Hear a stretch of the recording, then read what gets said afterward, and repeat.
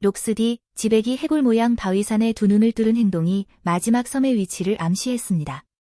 원피스에는 해적왕과 세계의 왕이라는 칭호가 등장하죠.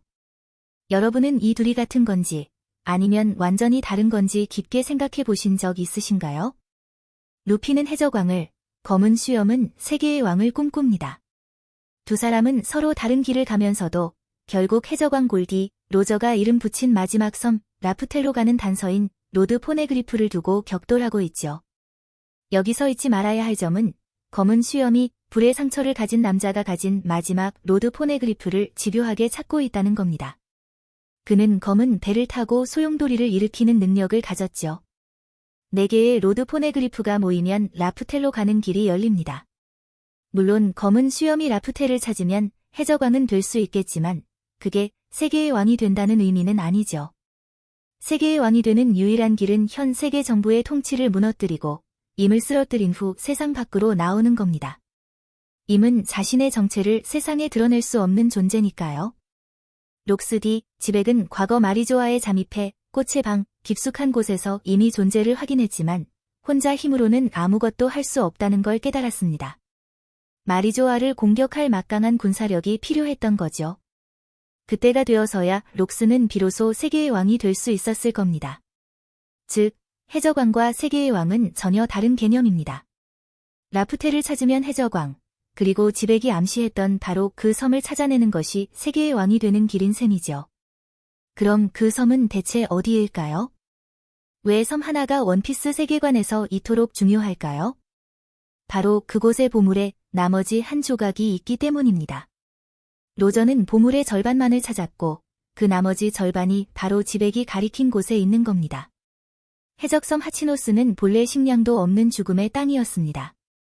하지만 약 44년 전 한지하 조직이 섬의 금맥치부를 도우면서 해적들이 생존하기 시작했죠. 범죄자들은 어마어마한 부를 축적했고 이는 세계 정부를 격분시켰습니다. 이들은 연합하여 정부조차 함부로 건드릴 수 없는 거대 범죄 조직을 만들었습니다. 정부가 이 섬을 그냥 내버려 둔 이유는 하치노스의 보물, 즉 금맥을 노렸기 때문입니다. 그래서 해적 소탕을 시도했지만 번번이 실패했죠. 원래 하치노스의 해적들은 이 바위산을 굳이 근거지로 삼을 생각은 없었습니다. 그저 아래쪽 땅에서 강자가 약자를 짓밟은 혼돈을 즐기며 살아갔을 뿐입니다. 지백과 동료들은 하치노스 점령 계획을 세웁니다. 하지만 다른 해적들과 뒤섞여 지낸다면 록스만의 특별한 위상이 살지 않겠죠. 그래서 록스디, 지백은 자신의 힘으로 해골산의 두 눈을 뚫어버리고 그 거대한 바위산 내부에 자신만의 요새를 건설하기로 합니다. 단순해 보일 수도 있지만 이건 오다 작가가 심어놓은 정말 소름 돋는 복선입니다.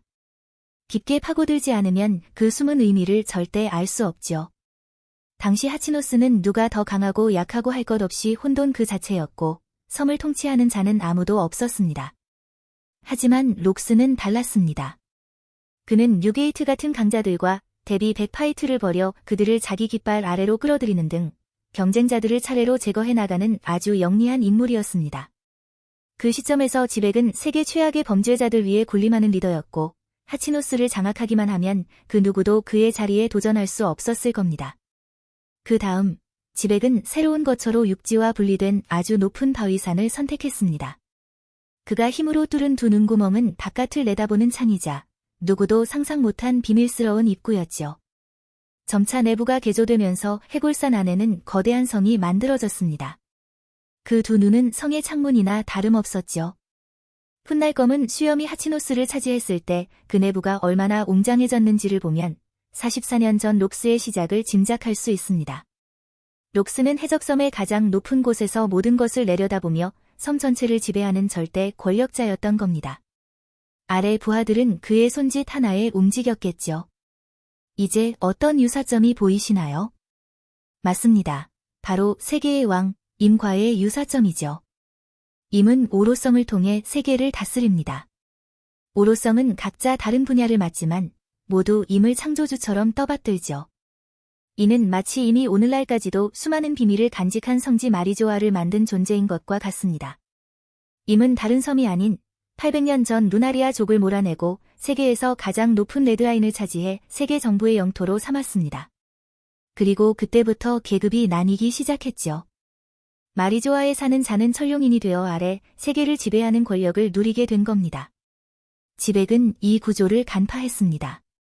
그리고 이미 했던 방식을 그대로 따라하며 자신의 계획을 실행에 옮기기 시작했죠. 하치노스는 이미 방식을 축소해 놓은 모의 실험장에 불과했습니다. 레드라인도 원래 정부의 소유가 아니었습니다. 800년 전 20개 왕국 연합이 승리한 후 권력이 넘어간 곳이죠. 그들은 허의 옥좌 앞에 20개의 검을 꽂으며 평화를 맹세했습니다.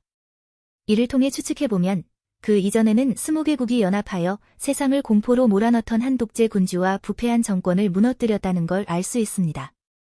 하지만 20명의 왕 중 단 한 명의 배신자가 있었습니다. 바로 네로나인이었죠. 그는 검을 꽂지 않고 자신의 불로불사의 힘을 이용해 스스로 세계의 왕이 되려는 거대한 계획을 세웠던 겁니다. 록스 지백 역시 처음부터 하치노스를 지배한 게 아니었습니다. 44년 전 강력한 해적 연합을 이끌고 그곳을 점령해 자신만의 기지를 세웠을 뿐이죠. 차이점이라면 지백은 공개적으로, 임은 그림자 속에서 왕이 되었다는 것뿐입니다. 하지만 지백은 작은 섬의 왕에 만족할 수 없었습니다. 그는 세계의 왕이 되기 위해 거인족의 군사력과 엘바프의 신화적인 악마의 열매를 이용해 마리조아를 공격할 계획을 세웠습니다.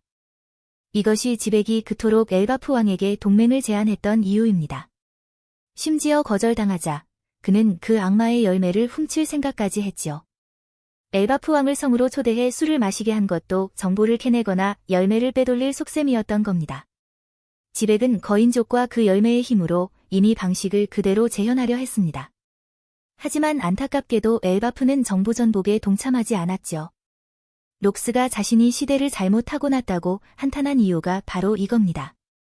만약 하프가 44년 전에 성인이었다면 록스 해적단에 합류해 함께 세계 정부를 무너뜨렸을 테고 정부에게 그런 식으로 당하지는 않았을 거라면서요. 다시 레드라인 속에 숨겨진 진짜 섬 이야기로 돌아가죠. 저는 성지 마리조아에 보이는 부분 외에 거대한 바위산 내부에 잠겨있는 또 다른 공간이 있다고 봅니다.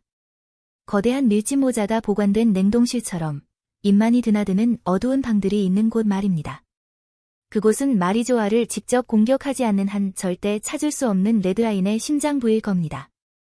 사보가 잠입했을 때 그는 허의 옥좌가 있는 방까지만 도달했고 그곳에서 코브라 왕이 살해당했습니다. 1084화를 기억하시나요? 경비병들이 그것을 봤기 때문에 모두 사라졌다고 했죠. 그들이 본 건 바로 전설의 유령의 방입니다. 그 방은 사보가 임을 만난 곳과는 또 다른 훨씬 더 깊은 곳에 있는 비밀의 장소입니다. 사보가 거기까지 갔는지는 불분명하지만 이미 누구에게도 들키고 싶지 않은 무언가를 숨겨둔 곳임은 틀림없습니다. 이미 그토록 숨기고 싶어 하는 비밀은 다른 이들에게는 곧 보물이죠. 임은 그것을 파괴할 수도 없어서 전설의 유령의 방에 봉인해 둘 정도로 두려워하는 것 같습니다. 어쩌면 이것이 바로 도플라밍고가 언급했던 국보일지도 모릅니다. 만약 수술수술 열매의 궁극의 힘과 이 국보를 결합한다면 세계의 왕이 될 수 있다는 거죠. 이는 해적왕 로저가 라프텔에서 찾은 보물이 실은 공백의 100년의 진정한 힘을 손에 넣기 위한 퍼즐의 한 조각에 불과했다는 걸 의미합니다. 임은 오로성에게나 세계의 왕으로 불릴 뿐 사실은 보물의 한 조각만을 쥔 채 그림자 속에 숨어있는 반쪽짜리 왕인 셈입니다. 로저는 라프텔에서 두 번째 조각을 찾고 해적왕이 되었습니다. 그가 웃었던 이유는 자신이 찾은 것이 로저 개인의 야망을 이루는 데는 아무 쓸모가 없었기 때문입니다. 진정한 지배자가 되려면 로저 역시 록스처럼 마리조아를 공격할 야망이 필요했습니다. 안타깝게도 그는 그럴 수 없었고 다음 세대에 모든 희망을 걸었죠. 따라서 검은 수염이 진정한 세계의 왕이 되려면 먼저 4개의 로드 포네그리프를 모아 라프텔의 보물을 찾아 해적왕이 되고 그 다음엔 군대를 동원해 마리조아를 침공하여 보물의 두 번째 조각을 손에 넣어야 합니다. 이 두 조각이 합쳐질 때 그는 현재의 임처럼 숨어 지내는 존재가 아닌 그토록 갈망하던 세상의 유일한 왕으로 군림하게 될 겁니다. 이런 걸 보면 오다 작가는 정말 천재가 맞는 것 같습니다. 록스 해적단의 계획이 드러나는 이 시점에서도 원피스의 정체가 무엇인지 전혀 감을 잡을 수 없으니까요. 정말 디테일 하나하나가 예술이네요.